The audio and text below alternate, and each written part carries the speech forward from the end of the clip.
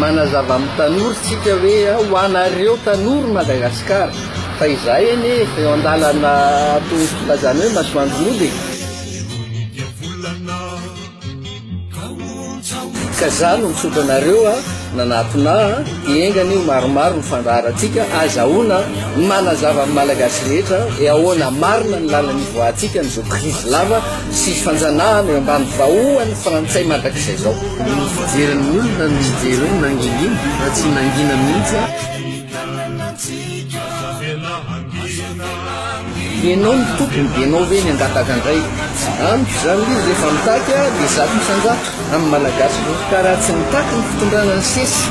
dia tsotra be zany traître contre ny nation malagasy izy zany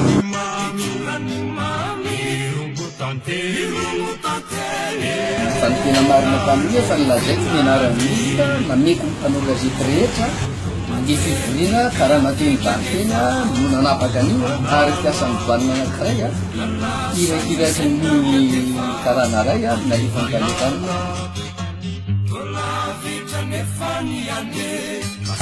mazava hitanao tamin'ny télé tamin'ny TV plus no tamin'ny télé sasany hoe aiza le professeur zany hoe bebe mitarika se fa zany tsy davy ny fambony ilaina akapona vanana zany efa tsy azo atao arakaraka ny anovanao an'izany ny tenena fa atsika malagasy rehetra ny tany rany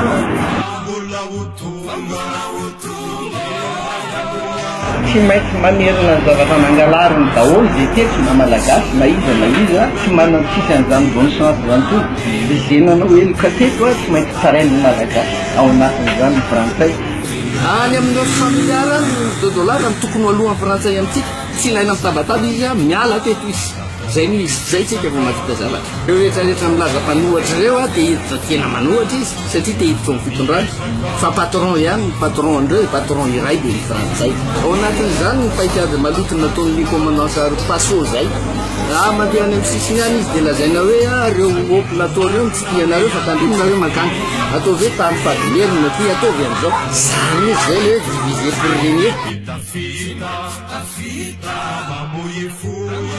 fanjanahana ara-tsaina ara-kolotsaina ara-panahy ny fanjanahana rehetra ara-pahalalana dia veriny fa ho andivo mety foana amin'ny Madagasikara mandrakizay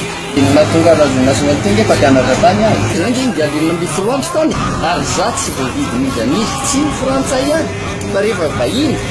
manafika amin'ny Madagasikara ka mitsandraka eto amintsika ka mangalatra eto amintsika na ny communauté internationale reo dia mpangalatra sy mpandrovo tsy mila n'izany tsika mila maleo tena tanteraky tsika zay vao afaka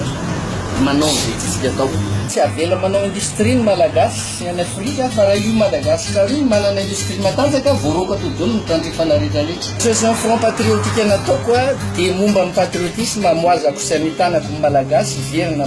maho patrioty ny asandrako ny fireneko dia nataoko ho an'ny nationaliste malagasy mba hifo fa tsy horebirebiny eto mandrakizay ary ny association politique ny atoko moa zany politique dia fivanatsika anatamparako amin'ny malagasy hoe iray ny malagasy fa zarazaraina